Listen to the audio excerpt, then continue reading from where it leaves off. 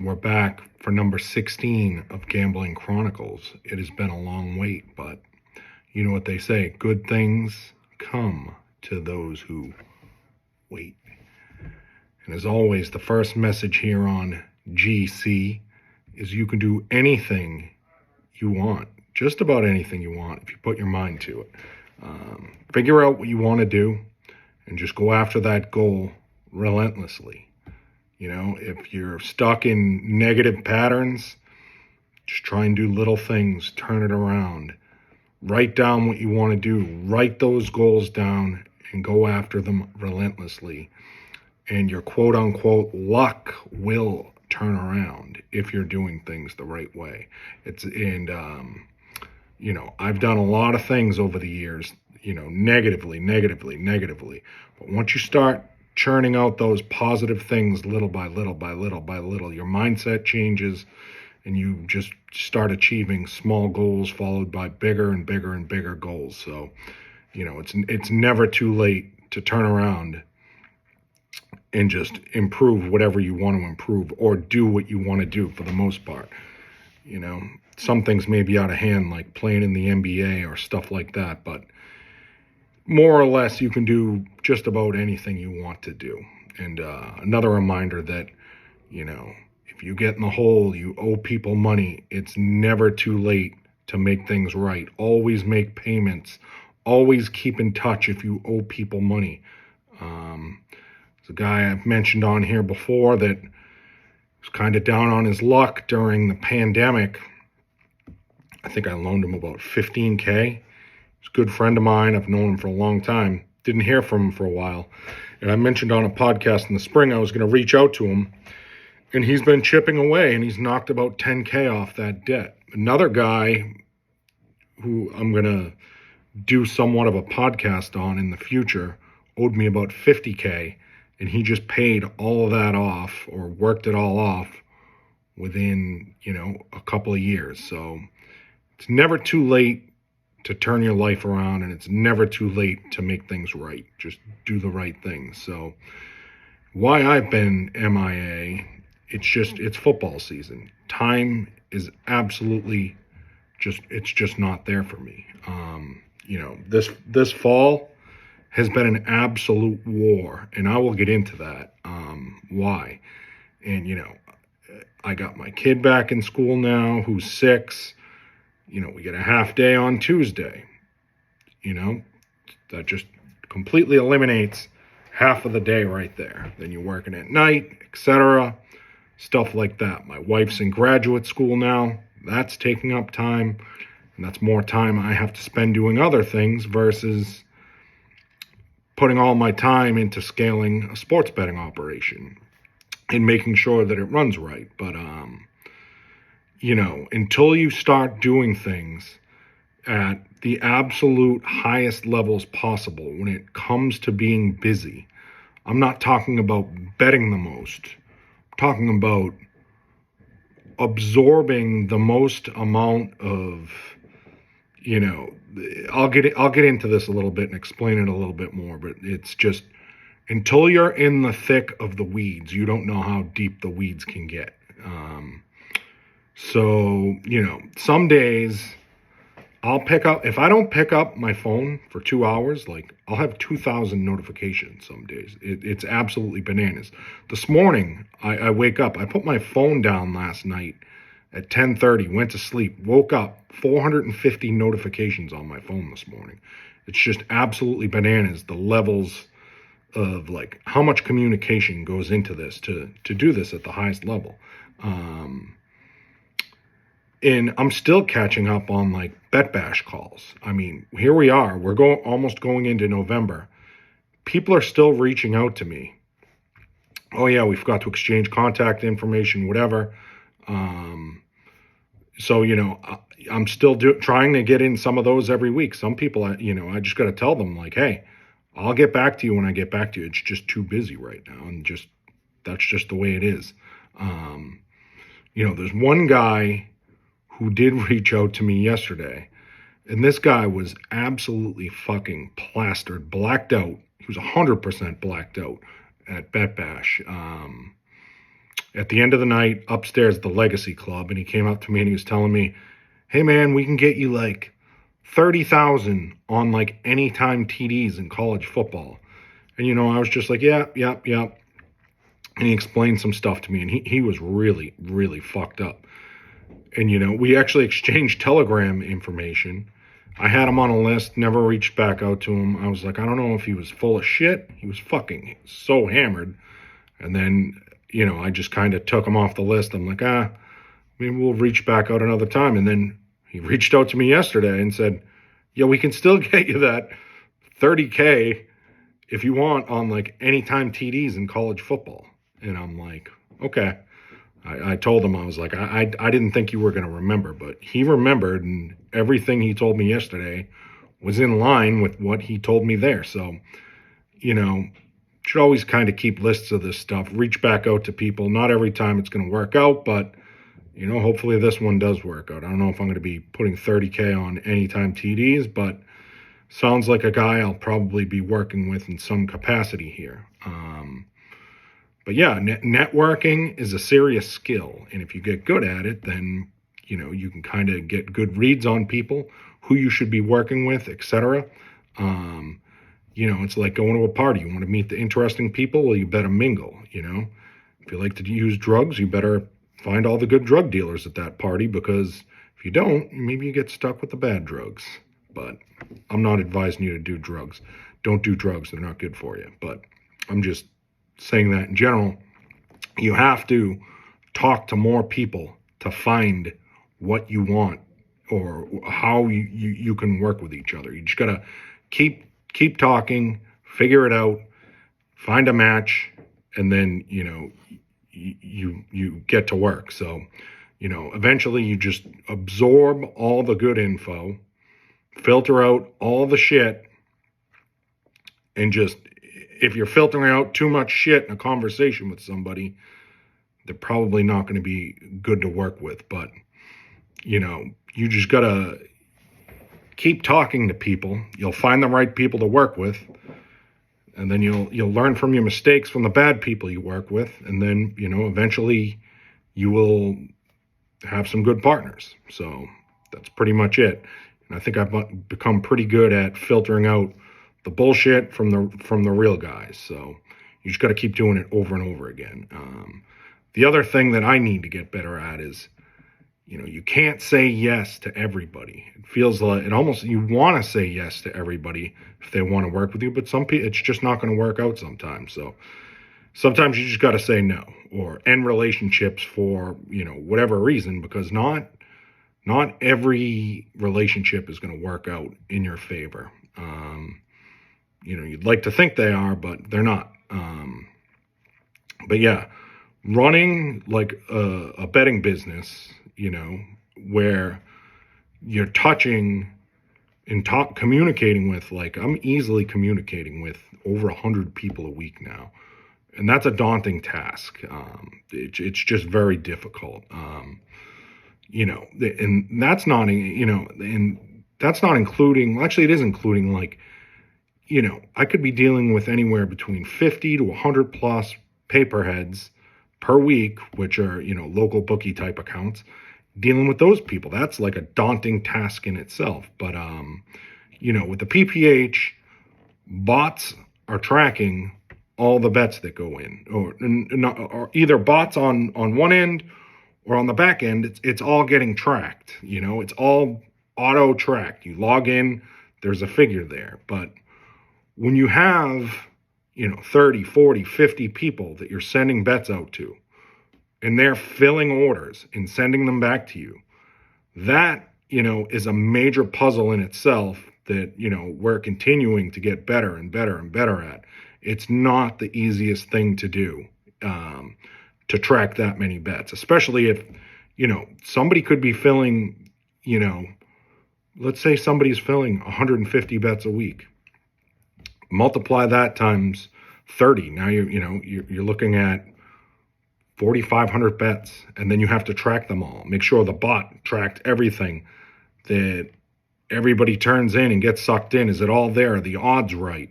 Did it get this bet? For every bet, it's really wouldn't say it's complicated, but like I said, it's like putting together a puzzle.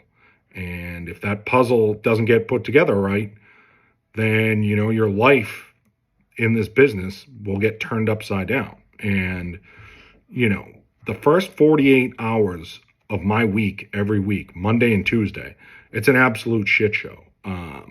Everybody that I talk to, like that wants to network, is always like, oh yeah, we'll talk Monday or Tuesday. Those are probably the worst days of the week to talk to me, or for me to talk to anybody. You just don't know what's coming, and it's always something. It's an absolute fucking shit show, and it's just a constant adjustment in procedure every week. It doesn't matter what it is. I hate bringing work home with me. I hate it, but to build something special, sometimes there's just got to be some sacrifices, and that's one thing that comes with this. It's just how busy we are. I have to bring work home sometimes. But I'm trying to make it a point every night to shut down at 9 o'clock. Turn the phone off, get up, and then, get some stuff done in the morning. And then once like 11 or 12 comes around, it's just nonstop until, pretty much for the rest of the day. But yeah, every Monday or Tuesday, you're dealing with stiffs. Not too many, fortunately, but you're dealing with people. Hey, I got stiffed. Can we do this? Can we do that? Turn this PPH on, turn this PPH off. Settles, people with figure discrepancies. It's an absolute nightmare. The paperhead side is a little bit easier because everything's pretty much tracked. There can be, a few logistical nightmares there, but for the most part, that's cut and dry. It's when you're dealing with fillers and then getting the figures done and getting everything processed and having a sheet and saying, hey, I have this, you have that. And then there's other stuff that, we've been dealing with. And I think I touched on a little bit of this in the past.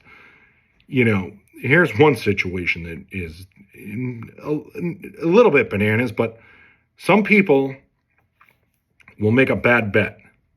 And when I say bad bet, we'll send something out. They'll maybe they bet the wrong bet. They bet the wrong thing, but they turn the right thing into us.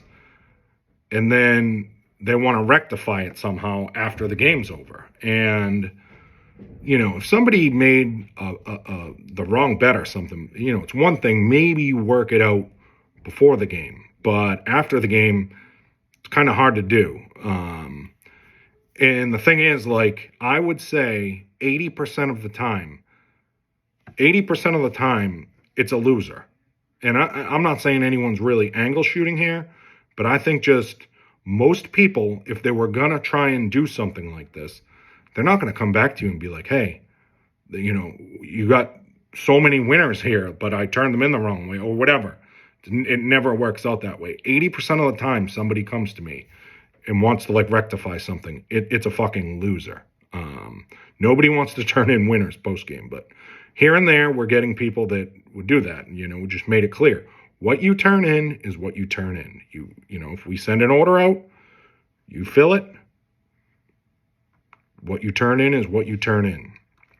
There was one guy that works with us that was trying to give us back winners where he fucked up and this and that.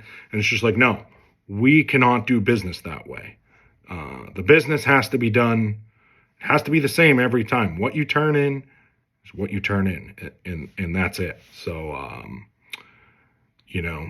that's just one aspect of things that's been happening. But, the only real quiet time I get right now is when I go to sleep at night. I maybe get an hour before bed, couple hours in the morning, but it's just been nonstop all day.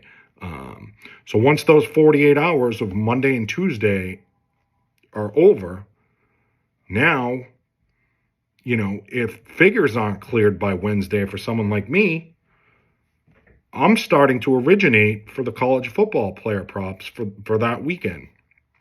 Now I'm juggling, multiple jobs, or I'm making sure that somebody that's working with us is, doing what they need to do to rectify certain situations that just need to be fixed. We've hired a lot of good guys to work with us and take care of this work, but in the end, somebody has to oversee and make sure that the correct things are going on, or the situations are being handled correctly. And I feel like we have a great team doing that. But like I said, when you're tracking manual fills from that many people, it's not like we're getting fills from like one or two or three people. I'm talking, 30, 40, 50 people filling. And then, you have to track all that times that many bets with as many sports as we're betting. The amount of time to track these fills and make sure this accounting is dead on, it would blow your mind. The amount of time you have to have someone dedicated to this stuff, it's a lot more than you would think. And then just to make sure it's running properly with no leaks, that's a lot of work in itself. I mean, eventually you hope to get that to a point where it's running perfect, but it's never going to be perfect. Nothing's ever going to be perfect, but you want to get it to as close as autopilot as possible. And then, settling with people, like, especially like it's easy when you win, but if you have a losing week and then you have to settle with that many people, the amount of time and that takes up is a whole job in itself. The last 2 days we've been dealing with Buckeye fills, NBA player props, people that are filling on Buckeye Sportsbook. Like, a bunch of props get sent out, a bunch of props get filled. Guys that don't start in an NBA game that you bet on Buckeye Sports will get voided if they do not start. So then you have people sending out plays that aren't even Buckeye specific, but then, they turn in the bet to you. You turn in back to the originator, and,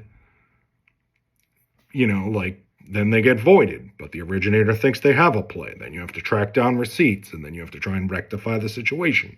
So the past couple of days have been a shit show with that since the NBA started. But now we have to put, certain things, certain protocols in, so we know what got bet into Buckeye. It's different when it's all going through a bot betting on paperheads, but when people are manually returning stuff, you have to put protocols in for that. So yeah, ideally too,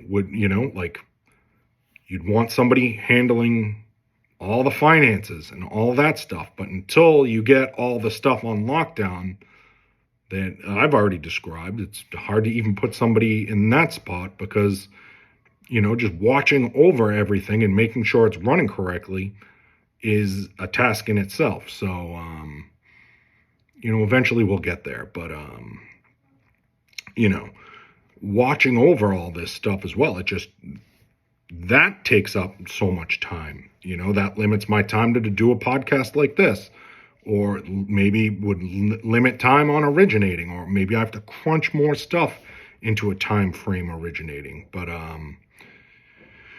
my number one thing is to have accountability to my partners, all of them, whether it's the partners that are filling or the partners that are part of the operation. So I need to be as available as possible. So I've had to cut back a lot of different stuff, change my lifestyle around a little bit just to be functioning every day to do this. I make my best effort to get up in the morning, walk, lift weights, sauna. I've really, really put an effort into doing that just because if I don't get it done early in the morning before those notifications start going, once I pick up my phone, it's hard to put it back down because it's just fire after fire, or something's going on that you have to deal with. So, just a reminder that, one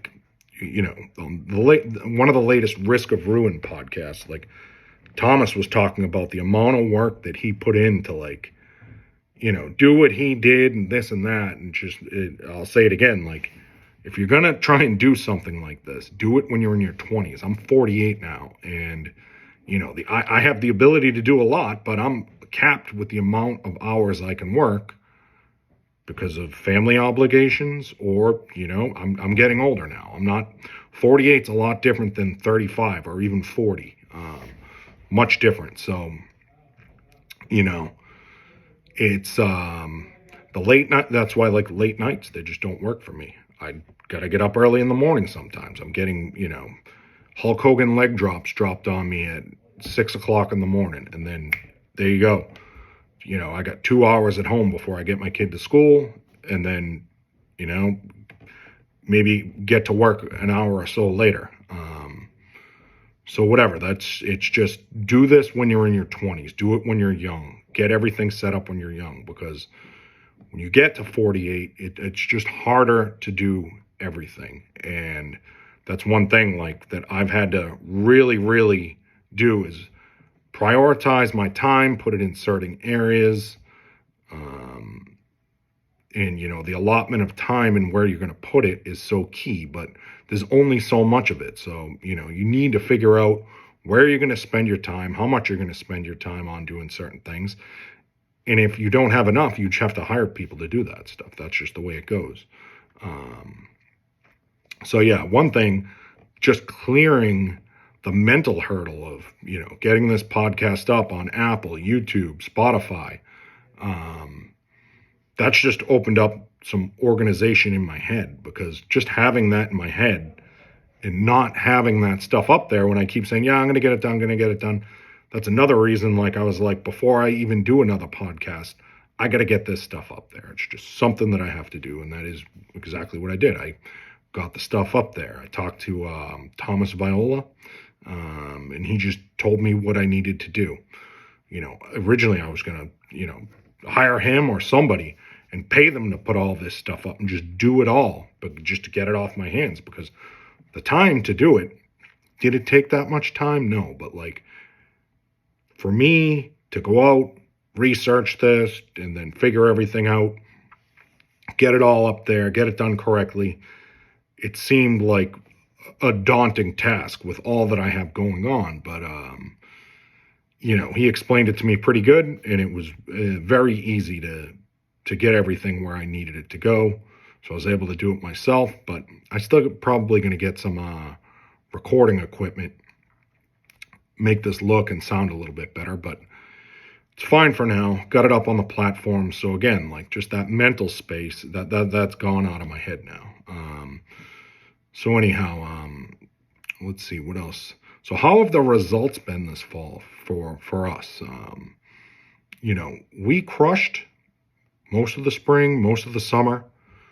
The paper heads have been so consistent all year. Crushed the paper heads. Not that many losing weeks, but it's easier to beat the paper heads than anything else, in my opinion. But as far as the filling, we had two massive weeks early in the season. Might have been like weeks 1, week 2 of college football. And then, we've been booking some small wins, small losses, up and down since then. But all the CLV's there. If we send out a prop or something, the line usually never comes 90% of the time. Once it goes out, it's gone. And yeah, when I say like massive weeks, that makes me think that I made the right choice by committing to this and following through and trying to, really build something here. But yeah, the first couple of weeks were huge. I would say like weeks 1 and weeks 2 of college football is probably, by far bigger between me and all my partners and people filling. I mean, way bigger than anything I'd ever done in a week by myself. When I was originating, even beating the softest of soft stuff. But after those first couple of weeks, I told everybody, like, hold on to your ass cheeks, grip those ass cheeks, because when you're running like 35, 40% in a week, it's not likely that's going to continue. And more than likely, it's, you're going to go from 35 to 40 and it's going to shrink somewhere in there. But yeah, we're still doing well. We're on the right track. Had a good week last week for the most part. So yeah, I mean, things have been going good this season. And now with NBA and college basketball coming, it should get even better. But anyhow, let's see, what else do we got here?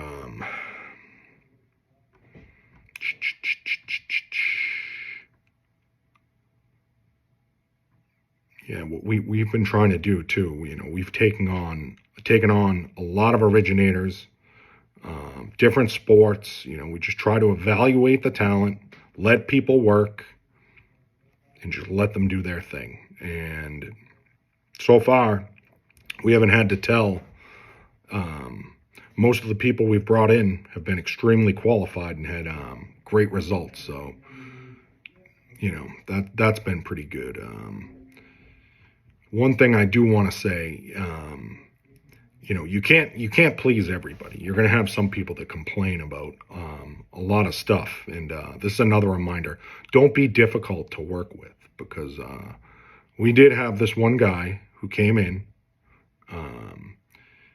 And he wanted to market, let's just say, not like NBA player props are hard to get the day before. This guy wanted like Euro props the day before, like the day before a game. Like NBA props are hard enough to get like 24 hours before. Like I'm talking like big amounts. And then, we were getting this guy like 1,000 on Euro props like before the game started. Then he went back a few more hours before the game started.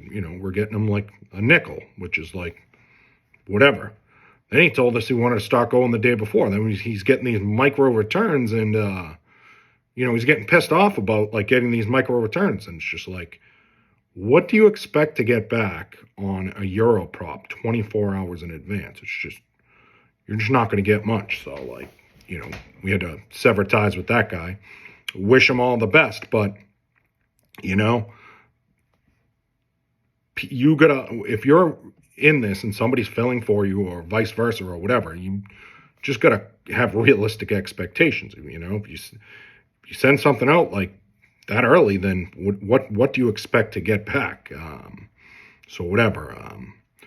So yeah, the winning, it hasn't been too hard, but like just organizing it all, that's been the hardest part. As far as like the originating with the college football, this year has been a little bit weird. And I'll say weird because I've never ever seen as many flipped game scripts as we've seen this year. A lot of it probably has to do with the portal. A lot of it probably has to do with, just a lot of uncertainty. The first 4 or 5 weeks of the season, you would think like these are ironclad lines, and things should play out for the most part the way they should. And I usually like to fade uncertainty, but outside of like some certain cherry-picked props that are like you pretty much know are going to win, it feels like the last 2 or 3 years, the first 4 weeks on a scale, if I'm trying to, bet at scale, feels like it's working against me more and more and more. And, a lot of that, I don't know, has to do with the portal, uncertainty, and, the opening market's been tighter. But like teams like Clemson, like 13, 14, 17-point favorites week after week, at least early in the season, you're expecting them to get ahead, lead most of the game. Maybe you have some Clemson fades in those games, and then all of a sudden, those just disappear. It just feels like every other game that I have a prop on, I'm constantly battling, just the game script. It's just like, okay, we got a 14-point favorite here, and they open the game, they're down 10-0. It happened the other night with Delaware. They trailed a little bit earlier in the game. Luckily, with their quarterback get injured, we had his under, but it's just getting tighter and tighter. And with the way the market is now, it's crazy. I was on the phone talking with a guy earlier, And, he was talking about how the college basketball market has gotten a lot harder. It's still beatable, but, maybe this guy used to win 100 units a year. Now he's telling me, that's down 80%. Maybe we only won 20 units last year or 30 units last year. And it's like, it's similar to the market with these college football player props now. Like if you blink, the market just might go away. At least it's been that way like the past, 48 hours. I remember one day earlier in the season, first few weeks, I had a few props, waiting for them to populate on certain skins. Went and got some lunch, came back, gone. They were just blown away before they, hit the screen. Where you want them to hit the screen so you can bet more. Gone. I had a guy at the casino yesterday. Probably bet 20 props, and we bet them in ways where the line wouldn't move. But in unison, as we're betting them, they're moving. All the same ones are all moving in every market all around. So the competition is out there now. I mean, is it still beatable? Yes, but it's nothing like it was. I mean, there's, just the odd screens out there, so many projection sites. There's more, there's more companies out there releasing props, touts releasing props. So, if you blink, you're going to get clipped. So, it's getting harder to time the market every week. And, it's possible, I felt like we had a pretty good beat on that the last couple of weeks. And then this week, somebody was just moving it before we could get to it. So sometimes that's just the way it goes. And that actually is part of the reason why building up this betting group is, it's definitely a good decision, because I don't know how much time I have left with the college football player props. I have no idea. But at any time, if they become unbeatable for me, then that's fine. There's other things I can do. And I'm prepared to move on. So whenever the day comes for me to go into the grave, I just go into the grave and I move on and have other stuff going on that I can do. So, let's see what else we got here.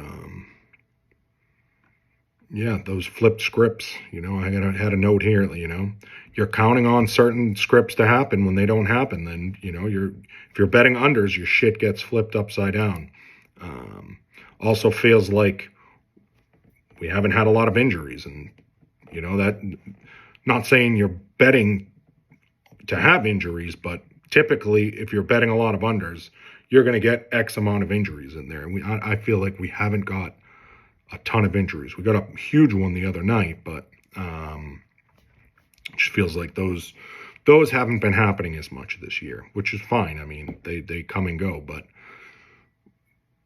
when you're betting a lot of unders on football players in a physical game, you do expect to get some injuries. So, now I feel like we're hitting the meat of the season where I'm the most confident, because I have more data to play with, and I feel like I can find holes in what the books are doing and, manipulate that data to my advantage versus them. So hitting a very good part of the season where I'm very confident. But I will say, I respect the market more than ever right now than I've ever have. I mean, 3 years ago, if I saw a line move the opposite way of where I was betting and it moved 5 yards or 10 yards, like, I just didn't care. Just like, no, my opinion is the right opinion, and I'm just better, and that's it. And, as arrogant as that sounds, that's just the way it was. And I was just pretty much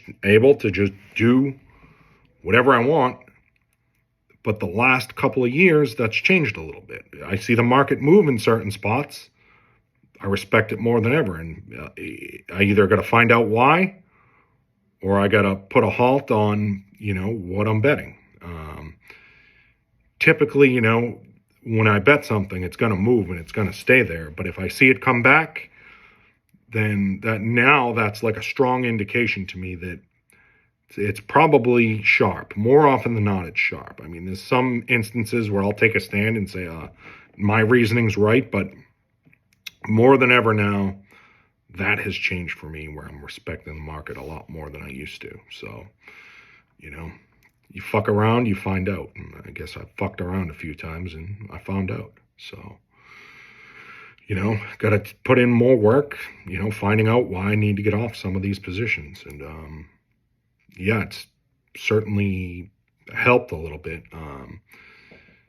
But, the bottom line is, as the market gets tougher, my weaknesses have been easy to find, not just because of, if something gets bet back, but, I can kind of figure out, okay, I'm weak here and this is why, etc. In the past, I never really had to worry about this. Like, if you're betting on a large scale and you're winning, your best plays are winning 75%, that covers up your plays that are like coin flippy plays where you're winning 50%.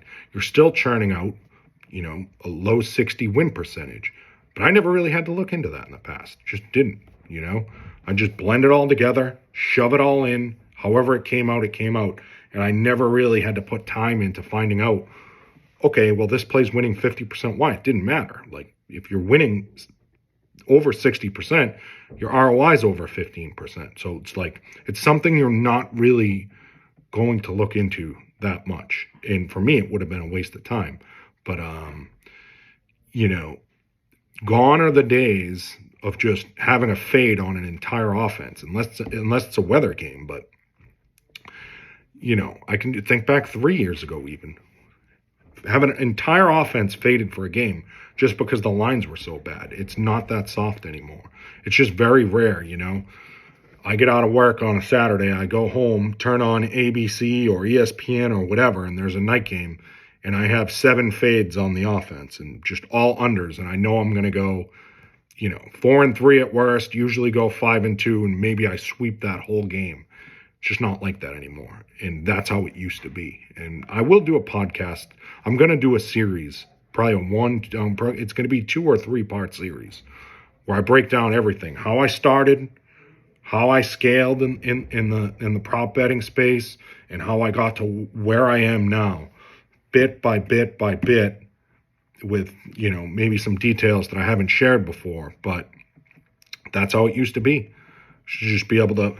The lines were so bad, you just, whoever's playing Clemson or Alabama 4 years ago, you have a fade on the whole other side, and it's just a wipeout.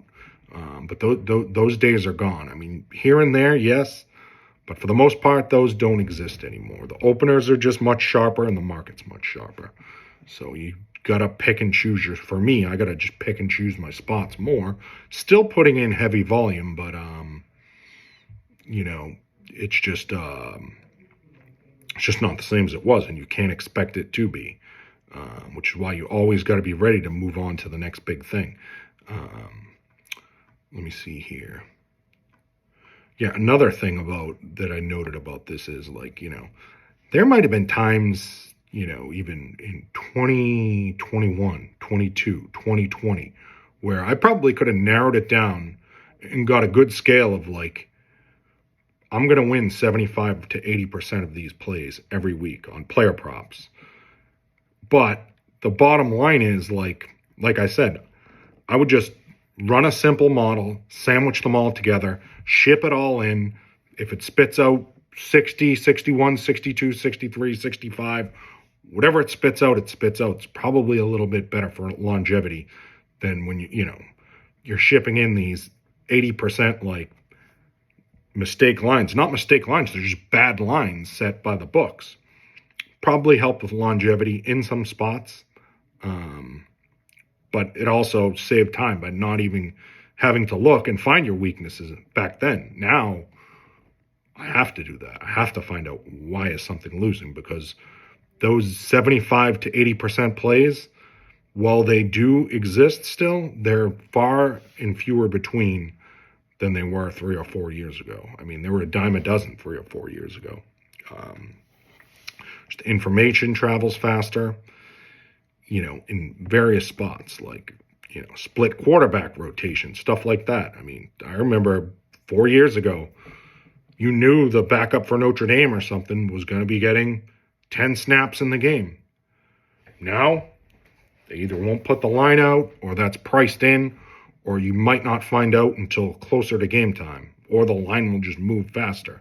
That stuff used to just sit around 4 or 5 years ago, and maybe that makes up part of the edge that's giving you a 75 to 80% winner on that specific play. But, stuff like that, it's just not around anymore. So whatever. I want to talk a little bit about variance too.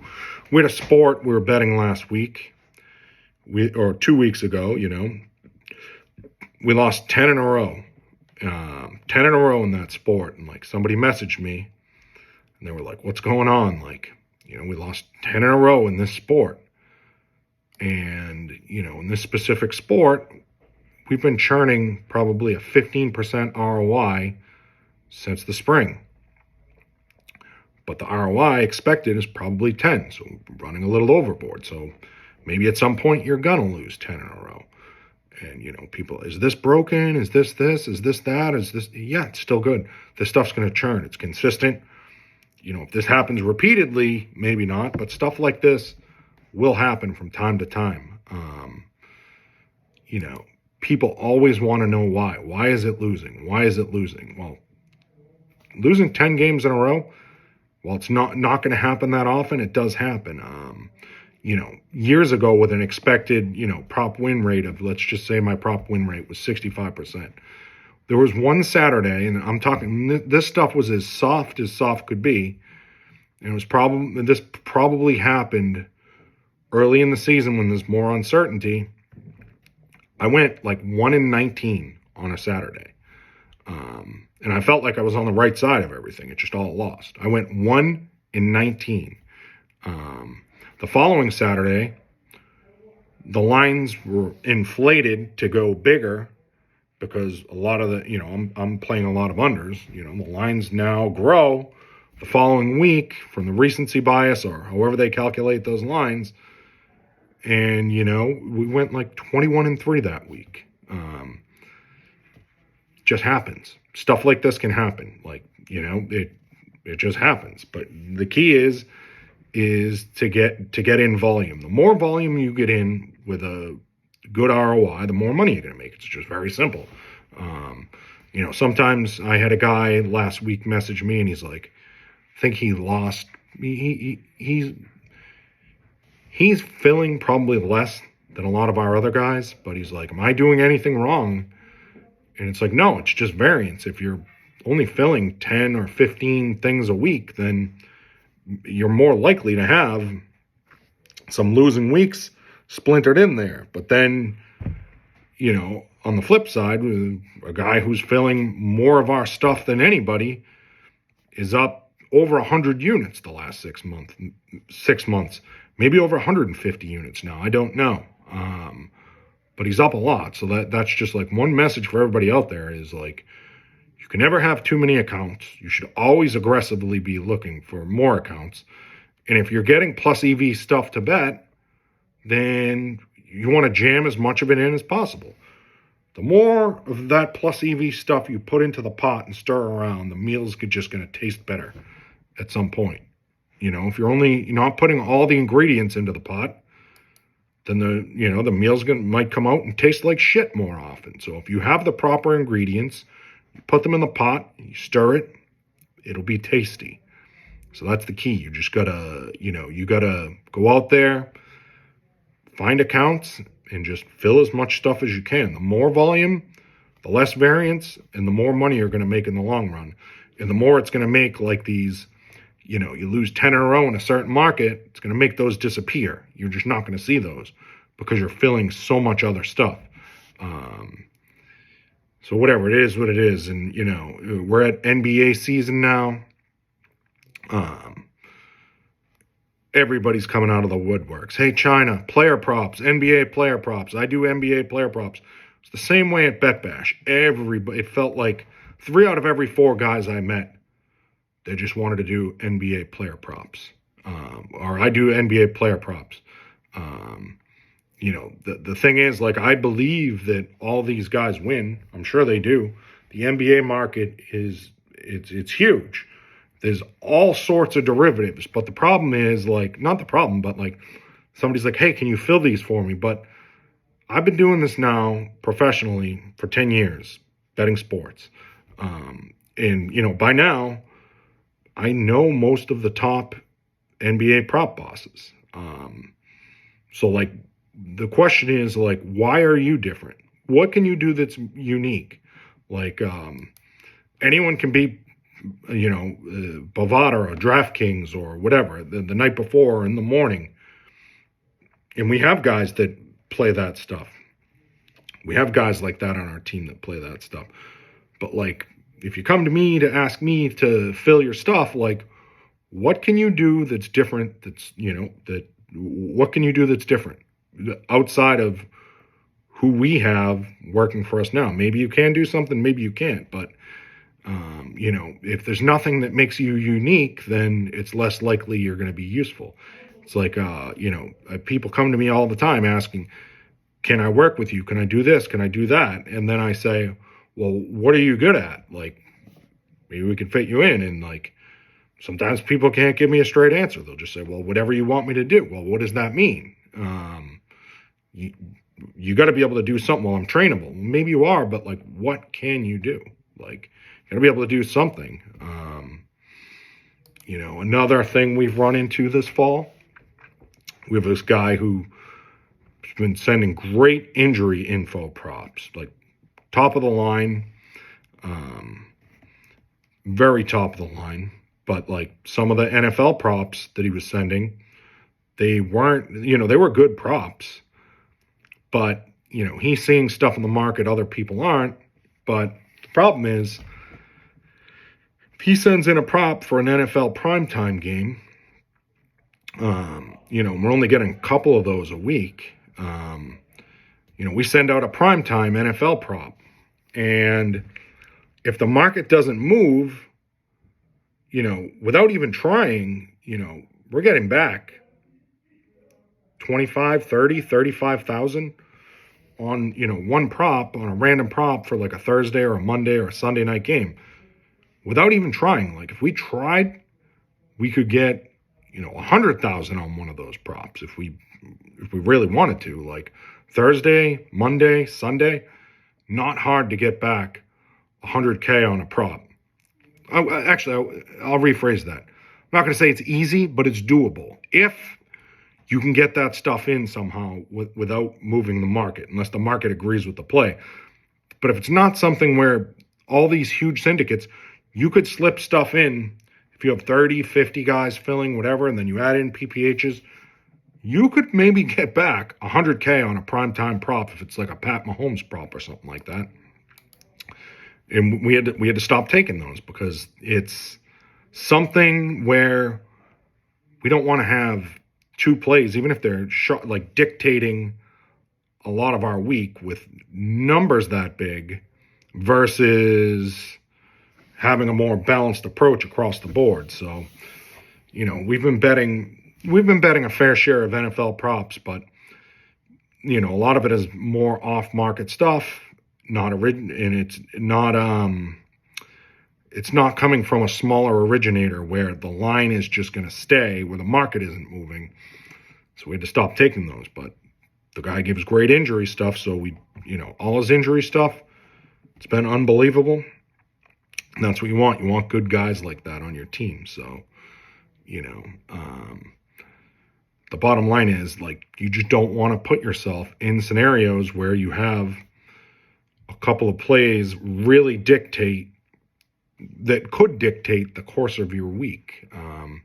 I'd just rather have a sheet of them where, again, that variance can kind of just move away and you can more see your true win rate. So actually, podcast ran a little bit shorter than I thought. I thought I was easily going to go an hour with all this stuff here. And the last thing I want to talk about, actually, is bad beats.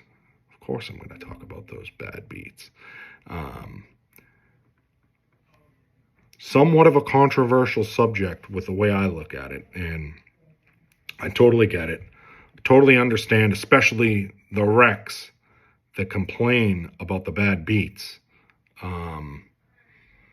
You see something, it happens at the end of the game. Oh, a bad beat, this and that. Whatever. You can have your bad beats. I'm just saying, I've gotten to the point in my life where I've played millions of poker hands, okay? I've suffered the worst losses imaginable that you can ever possibly imagine on a poker hand versus some of the worst players ever, okay? And I did tilt a little bit earlier in my career mentally on this stuff, and I had to figure out a way to fix it. Got a life-changing book that fixed it, that told me they don't exist. They only exist in your head. All that really matters is your win rate. And it's the same with gambling. You're going to suffer bad losses. You're always going to suffer bad losses at the end of the game. But the way I look at it is, if you think because some guy broke through the line for a 98-yard TD at the end of the game, and you had under whatever, 86, the guy stuffed till up in that point, then he runs a 98-yard TD, you lose on one of the last couple plays of the games. Well, what's the difference if I had under 87 and a half receiving yards on somebody and the guy caught a 70-yard TD on the first play from scrimmage, and then he had 20 yards the rest of the game? I got under whatever, okay? There's no difference, really. It's the same fucking thing. You just lost at the end. I lost at the beginning on a big play. And you can cut it down and say, well, they shouldn't have did this, they shouldn't have did that, they shouldn't have did this. But again, it doesn't matter. If you're not watching the game, just whatever. I've trained myself to get a robotic mindset to where it doesn't really matter. Like, I've seen this. I've played millions of poker hands. It's possible I've bet more prop bets in the last 10 years in football than anybody in the world. It's possible. I don't know if it's true, but I wouldn't be shocked if I was at the worst in the top 10 of volume the last 10 years in the entire world. I wouldn't be shocked if I was number one in volume either, the amount of bets. So the amount of stuff that I've seen happen, I've just programmed it to not really pay attention to it. And Pizzola, actually, on a circle back a few weeks back, kind of nailed it. He said, China's betting so much stuff on a Saturday that he probably doesn't even know. And that is 100% true. Like, I don't even know half the results of the stuff that I originate. I'll follow a lot of it. But some of it I don't. Some of the bets I don't even remember making. The following Monday, I might look at this sheet with, my partner who will go around and crack some casinos for us. Him and my figure guy will go through the figures, and if I look and actually check the grades, sometimes I don't even remember originating the play. Never let alone whether it happened or not. And when you're putting in that much volume, it's hard to keep track of it all. I used to know, but when you're playing 50, 60 things a week, to know exactly how everyone won or lost, you just don't know. And that goes back to the other thing. Like I said at the beginning of this podcast, is I try to make it a point to get to bed now at 9 o'clock every night. Does it always happen? No. At worst case, 11. Because I need to sleep. Because my superpower that propels me every day to try and do things at a very high level in a very difficult arena, which is sports betting, and doing it at scale over the course of a week, you need to be fresh. If I stayed up and sweated out every fucking bet, I would be fucking toast the next day. I would not be able to work efficiently getting up at 6 a.m. every day. So again, it's more of a mental thing for me. I'm not betting one bet a week and it's not sticking in my mind. I'm not seeing how I lost. I'm not living and dying by, how one game ends or two game ends. And I can understand why there are people out there that cling to that stuff. Some people say, oh, it's fun, it's this, it's that. Van Pelt has that, his segment, the Bad Beats segment. Yeah, and I guess it's like, whatever. It's more interesting than anything else that they put on SportsCenter. But at the end of the day, for me personally, they just don't exist. I've made them disappear because I can't let a bad beat take up any space in my brain. Because if I do, again, there's only so much capacity I have to think about so many things, and I want to keep my brain as free as possible. So I don't dwell on that stuff. The negativity never churns in, and I think it is that people are more likely to bet emotionally or have mood swings when they watch that stuff. And again, sports are fun to watch, but I watch less of them now. I try to get to bed earlier now, just so I'm prepared to take on the next day because I know I'm going to be busy. Who knows? Maybe I'll jump on the when I retire, maybe I'll just jump on that bad beat wagon if I'm betting for fun. But until then, they don't exist. Have a good weekend.